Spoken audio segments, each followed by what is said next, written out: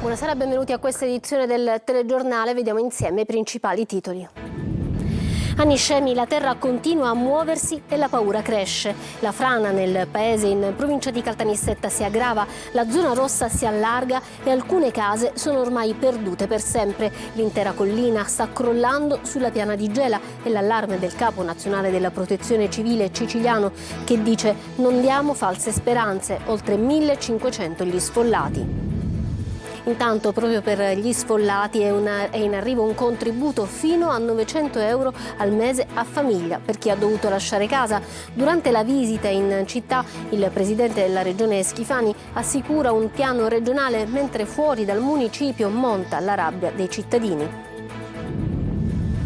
Non è un'emergenza di serie B e l'Ischlein a riposto chiede attenzione nazionale per i territori colpiti dalle catastrofi naturali e assicura la presenza del PD accanto alle comunità. La segretaria Dem giudica insufficienti i provvedimenti del governo. Il geologo, il terreno argilloso su cui poggia Niscemi scivola anche perché è impregnato d'acqua a causa dell'alluvione di questi giorni, ma il rischio era già stato segnalato. Assicurazioni per le imprese danneggiate dal ciclone. Ora si scopre che le mareggiate non sono comprese nelle polizze. Un bizantinismo per il ministro Musumeci che intende correre ai ripari. A Catania è inaugurata nel giorno della memoria una mostra dedicata ad Anna Frank. Mattarella, la Shoah, il punto più oscuro della storia. Calcio, il Palermo sul mercato insiste per Tramoni del Pisa con Jonsen della Cremonese come alternativa concreta. Intanto i rosanero puntano a una vittoria pesante e a Bari per restare sulla scia delle prime. In Serie C il Catania prepara la trasferta di sabato a Potenza contro il Sorrento. Assenti di Tacchio, out per infortunio e Casasola squalificato.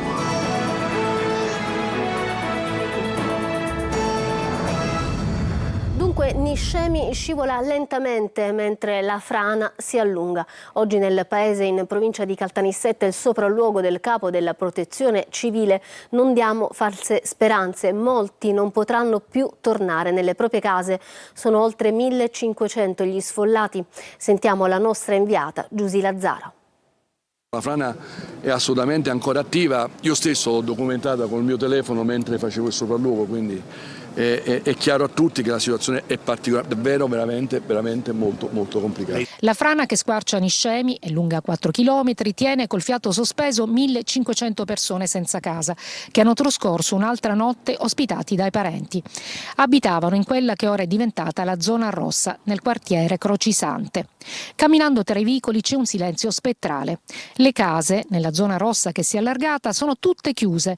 Qualcuno ha lasciato i panni stesi.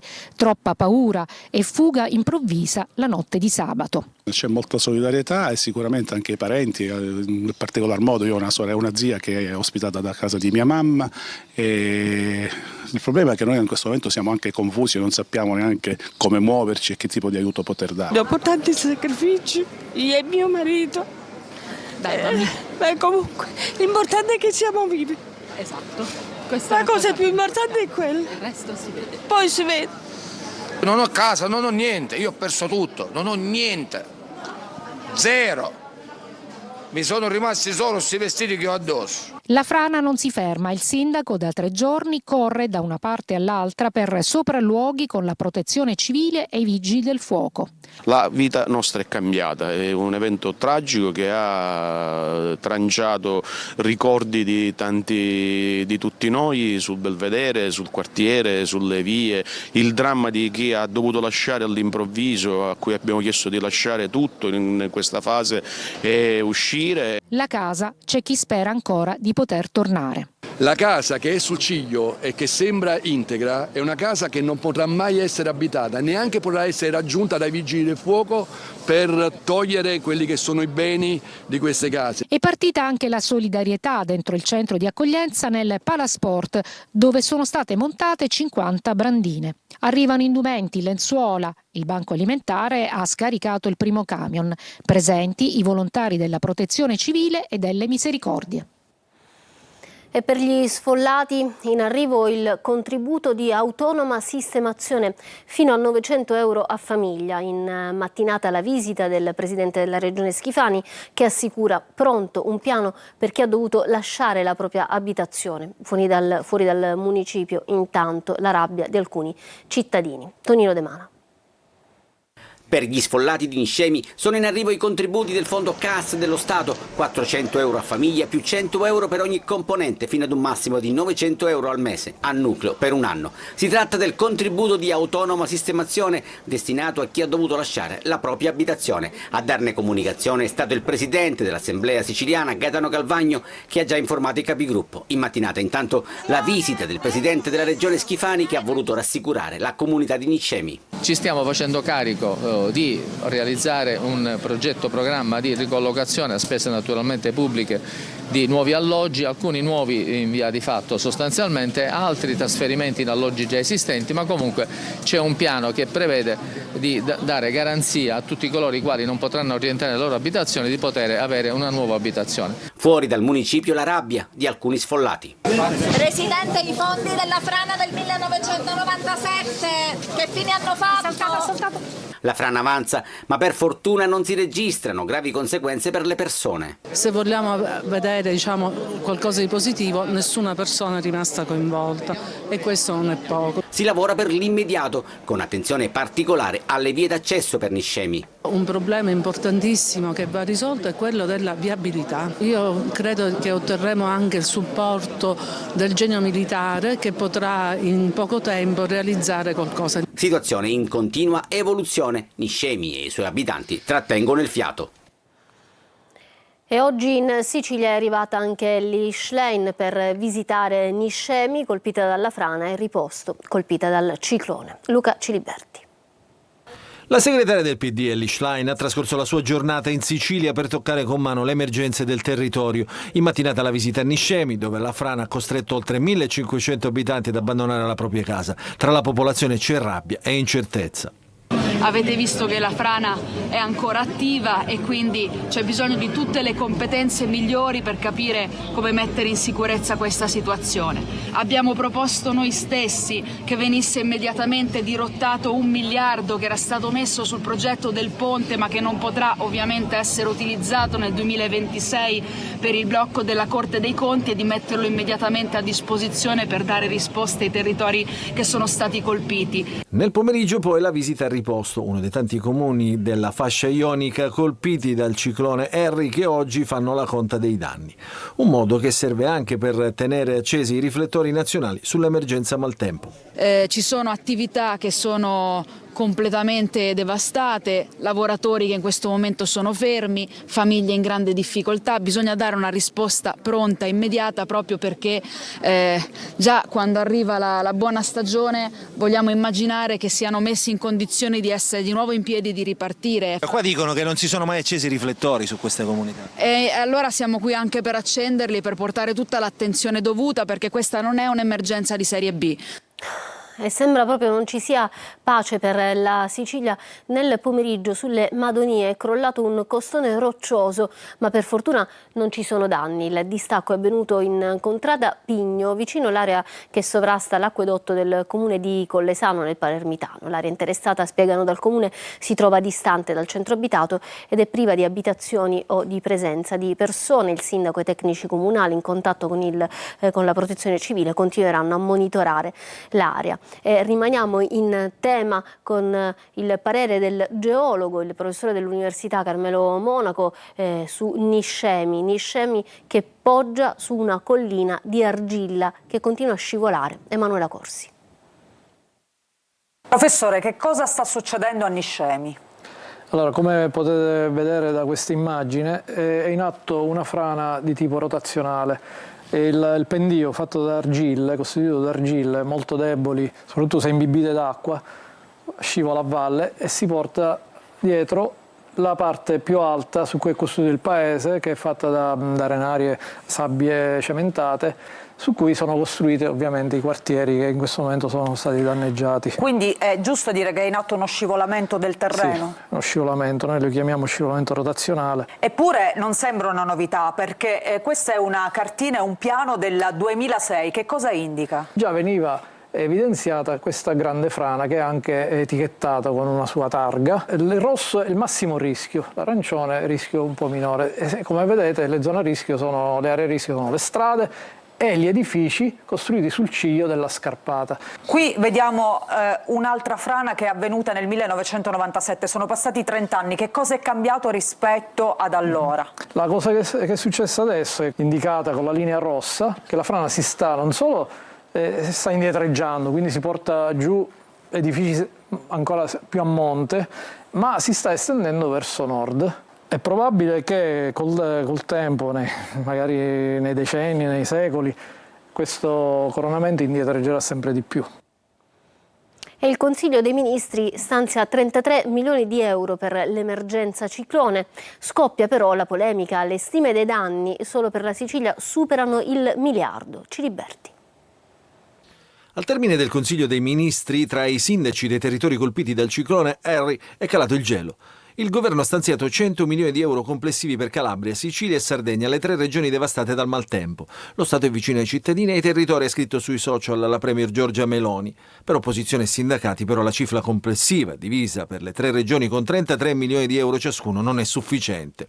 In Sicilia una prima stima provvisoria, calcolata anche sui danni indiretti e diretti, tende a superare il miliardo e mezzo di euro. A queste risorse si aggiungeranno ulteriori 70 milioni di euro stanziati dalla regione, spiega contrito il presidente Schifani, nominato commissario per l'emergenza. Briciole tuonano dal Movimento 5 Stelle, un insulto a migliaia di persone che hanno perso tutto, aggiunge AVS. Sembra una burla, dice la CGIL, ed evidentemente la presidente Meloni sta sottovalutando una situazione gravissima, commentano dal Partito Democratico. Al termine della riunione, comprendendo la delusione delle regioni, è stato proprio il ministro della Protezione Civile Nello Musumeci a gettare acqua sul fuoco.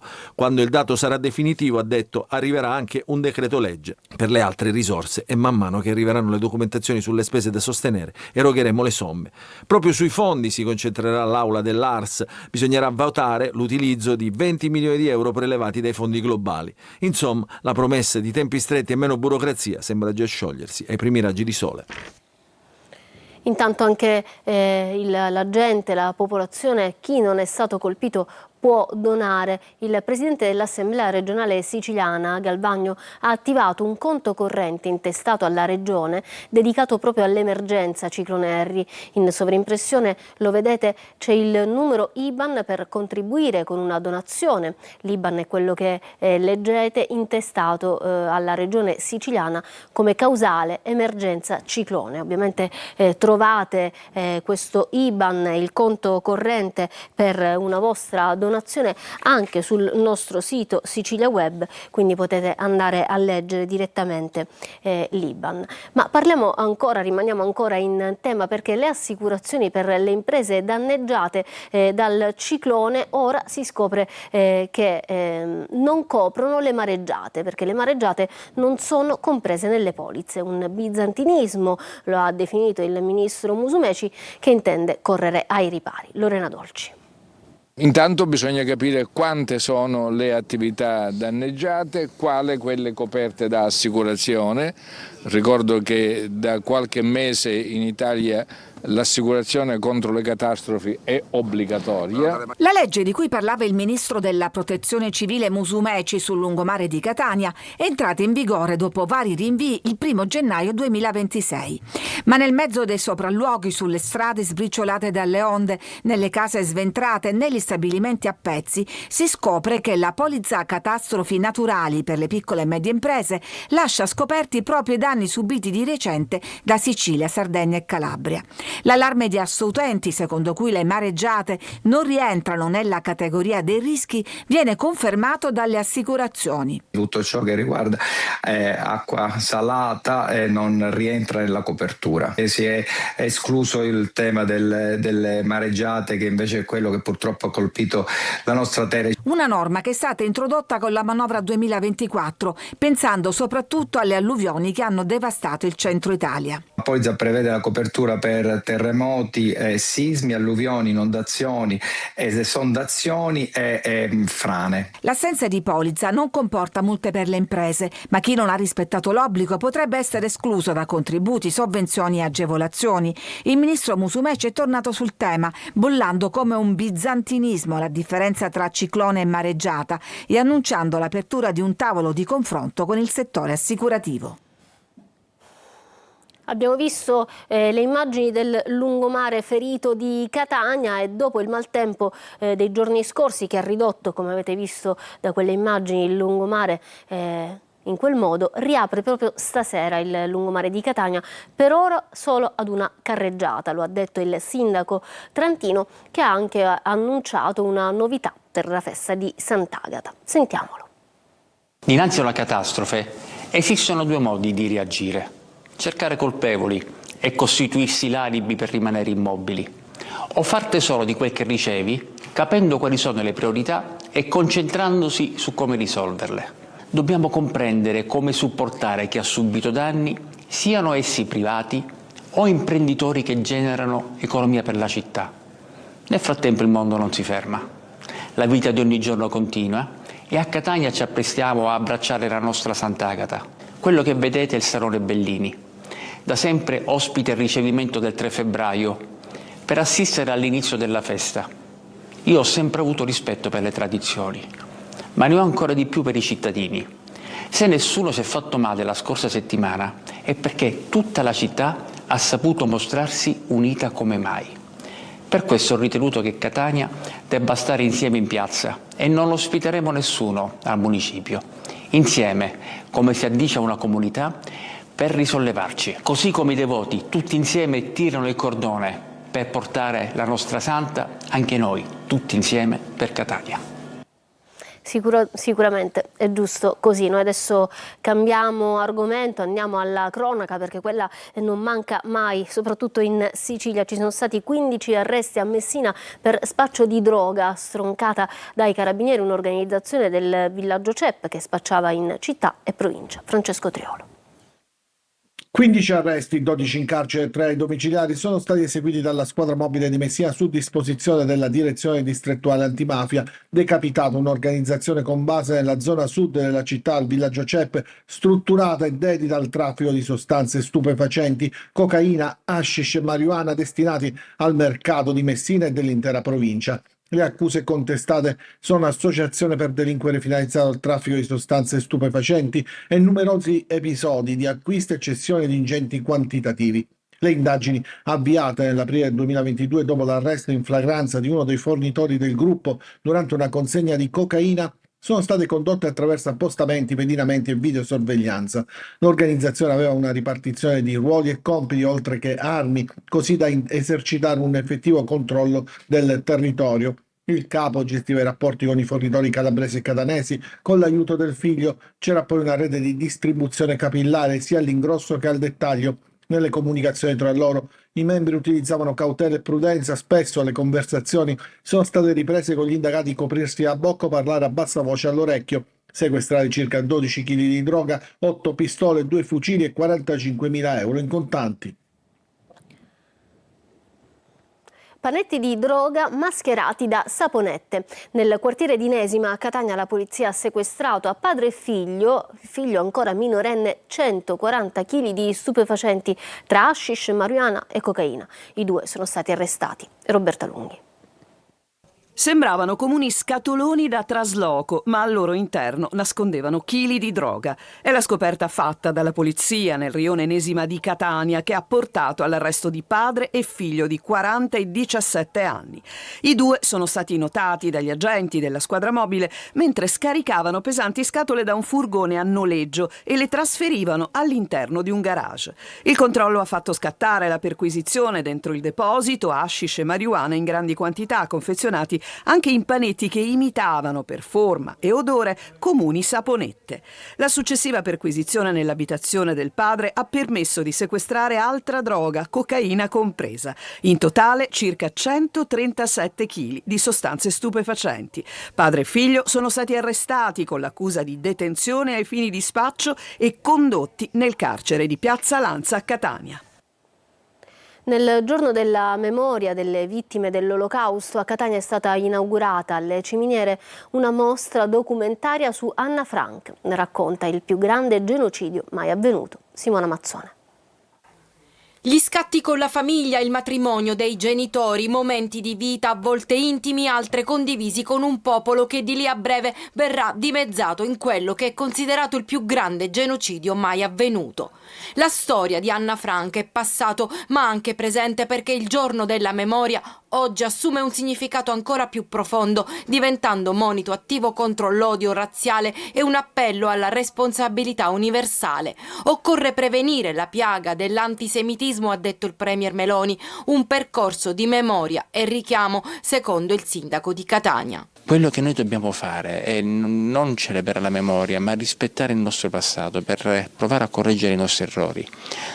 Dostoevskij diceva che nei momenti particolari di debolezza abbiamo bisogno di qualcuno da idolatrare. Quello su cui visse e proliferò la campagna di Hitler. La mostra documentaria Anna Frank, una storia attuale, realizzata dalla Anna Frank House di Amsterdam in collaborazione con Fondazione OL Città Metropolitana, allestita al Museo dello Sbarco delle Ciminiere, è una finestra sulla storia e un ponte nel tempo. I ponti servono per condividere valori, principi, e proprio oggi è un valore universale che è quello del rispetto della dignità umana e dei diritti umani. A rendere ancora più interessante la visita è la presenza degli studenti come Ciceroni. Dobbiamo eliminare i pregiudizi, dobbiamo essere capaci di costruire una società nella quale siamo capaci di guardare al diverso come un fratello e non come un nemico. La mostra itinerante è allestita nello spazio dedicato a Phil Stern, che con i suoi scatti ha raccontato tutte le sfaccettature del conflitto mondiale e resta visitabile fino al prossimo 8 febbraio.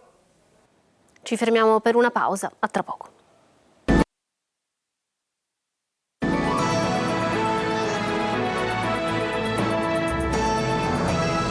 Ritorniamo in studio con lo sport, il calcio, perché sono giorni di lavoro e di trattative per il direttore sportivo del Palermo Osti nel Mirino.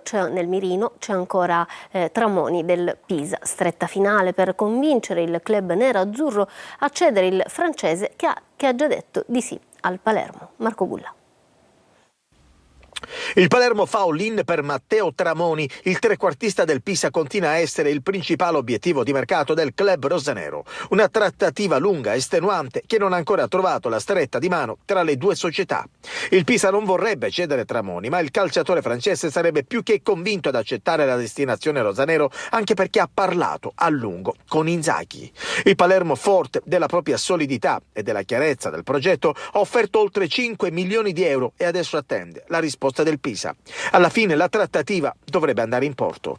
Allo stesso tempo il direttore sportivo Osti mantiene attiva una soluzione meno appariscente, ma sempre più concreta, rappresentata da Dennis Jonsen. I contatti con la Cremonese sono avviati e il quadro generale appare favorevole, dal momento che l'esterno offensivo non è ritenuto incedibile e una sua partenza non genererebbe particolari resistenze. Non solo mercato, il Palermo lavora per la trasferta di Bari di venerdì sera. Ai rosanero serve una vittoria pesante e fuori casa per dare un segnale al campionato e soprattutto non perdere la scia delle prime della classe. Inzaghi potrebbe tornare a schierare l'Eduaron trequartista in attesa di schiarite dal calciomercato.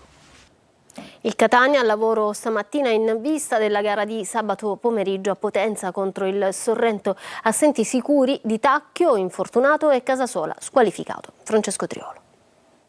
Niente consueto riposo di martedì per il Catania. La partita col Sorrento anticipata al sabato fa cambiare i programmi settimanali e così oggi la squadra si è allenata regolarmente agli ordini di Mimmo Toscano. La vittoria con il Cosenza ha alimentato fiducia ed entusiasmo in un gruppo che sta crescendo anche nell'affiatamento e nell'unità di intenti. Daniele Donnarumma, ospite ieri sera a Corner, ha spiegato l'importanza di essere squadra. Con tutte le difficoltà che comunque si sono presentate lungo questo nostro percorso, con tutti i vari infortuni, i vari problemini, sicuramente se non avevi dietro un gruppo di ragazzi e di giocatori e di uomini prima che remano tutti quanti nella stessa direzione, non si va poi così tanto lontano. Infortuni e squalifiche, come ha ricordato Donnarumma, sono stati tanti, non mancheranno nemmeno questa settimana. Per esempio Casasola sarà squalificato, mentre l'infortunio di Di Tacchio nella rifinitura pre-Cosenza costringerà Toscana a perderlo per almeno un mese, visto che ha riportato l'infrazione da quarta costola sinistra e sarà costretta a guardare i suoi compagni in un mese di febbraio particolarmente intenso. Sorrento, Trapani, Cerignola, Siracusa e Giuliano sono le avversarie da affrontare.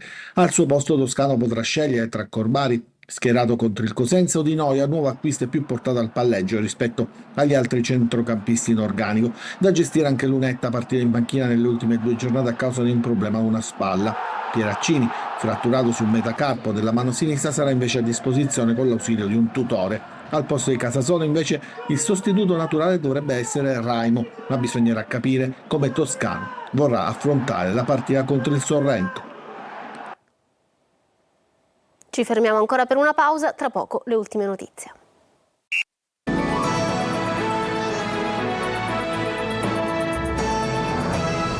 Ritorniamo in studio, prima di chiudere ancora una notizia perché c'è stato un secondo volo sanitario salvavita in 2 giorni per un neonato sulla tratta Catania-Roma. Il piccolo di appena 2 mesi aveva bisogno di essere ricoverato al Bambino Gesù di Palermo, partiva dall'ospedale San Vincenzo di Taormina ed è stato il volo è atterrato a Ciampino con buoni risultati.